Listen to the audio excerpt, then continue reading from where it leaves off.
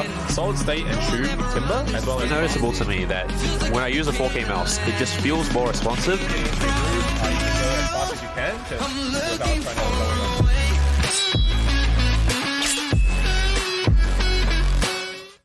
Hey guys, welcome back to another video. Today we're here to look at the new InfinityMice Infinite Control and Speed V2. This is my second experience with InfinityMice products, and if you have been a follower of the channel, you would know I really liked the Duel and Vagabond, which I reviewed previously, also from InfinityMice. Special thanks to Ausmodshop for providing these pads for review, and if you guys are from the Oceanic region, which I believe most of my viewers are, then you know where to find all your peripheral needs. Remember to try code YFANG at checkout for a discount on some items. The quick summary of these two pads is that they are both top quality and high performing pads in their respective categories, with little to no cons at all.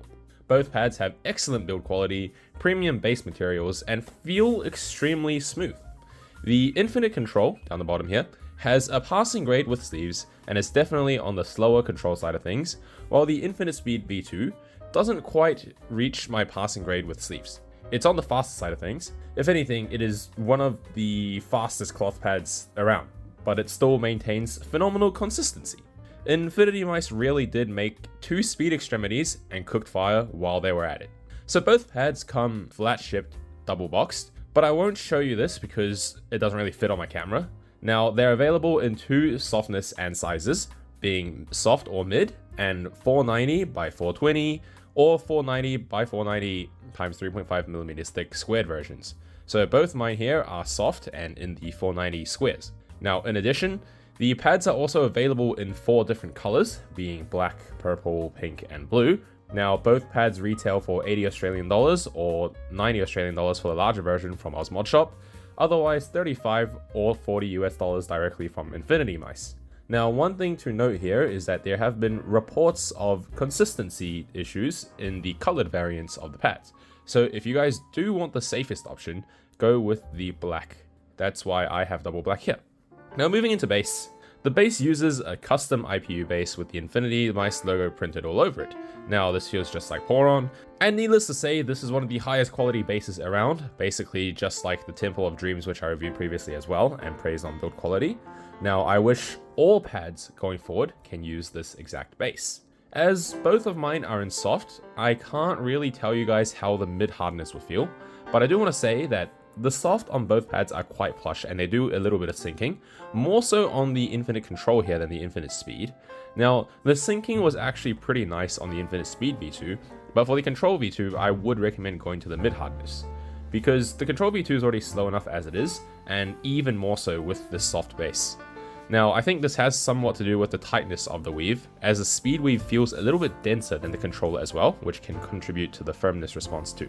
Talking about stitching, InfinityMice have done an excellent job on stitching too. Craftsmanship here is immaculate, and I really don't need to comment much more. Both pads feature thin, level stitching and do not hinder usage. Texture needs little talk as well. Both are extremely smooth pads, some of the smoothest I've ever tried.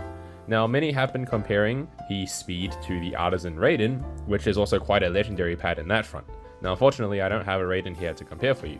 The control surface, funny enough, reminds me of the Energon Pro and Saturn Pro a little. It has that same spandex or skin suit type feel to it, rather than being like a clothy feel if you guys have an Artisan Zero lying around. Coming to the arm sleeves, the Infinite Control V2 down here gets a passing grade with the Lizard Skins Performance arm sleeve. The glide is fine, and there is a little bit of drag similar to that of the Saturn Pro. It's more noticeable if you were to directly compare it to something like the Energon or a P51 Mustang, which has no drag at all. However, it's still very viable and you can use this, so I give it a passing grade. Now the Infinite Speed V2 here, however, due to the nature of the weave, does not work perfectly with arm sleeves on its usual x-axis. There is quite a bit of drag if you apply a bit of pressure onto your arm. However, if you were to rotate the pad 90 degrees like this and use the y-axis as your x-axis, then you get perfect arm sleeve glide. There is no drag at all.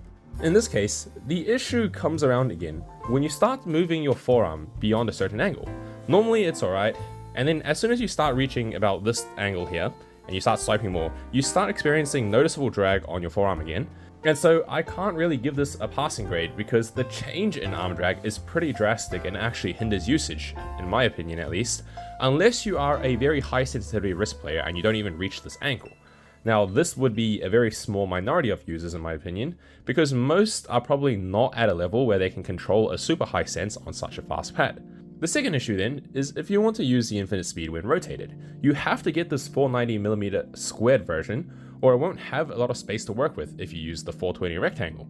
Now, if the infinite speed V2 here worked perfectly with arm sleeves, this would be the #1 speed pad in my books. It fell just short of being perfect. Now, as for speed and control, the infinite control is definitely on the slower end of pads. It's slower than Artisan Zero or Saturn Pro.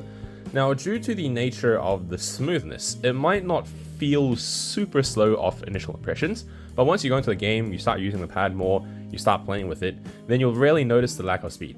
This isn't to say it's unusable mud, but it's definitely for those seeking a true control pad than the modern medium speed pads which are listed as control.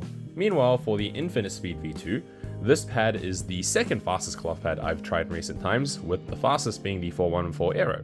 The speed differences is quite marginal. I had no issues going between the two pads in terms of speed, but the sleeve usage was my biggest challenge, and as a result, there are times when the InfinityMice infinite speed then felt inconsistent because I'm like, oh, my arm is now experiencing drag.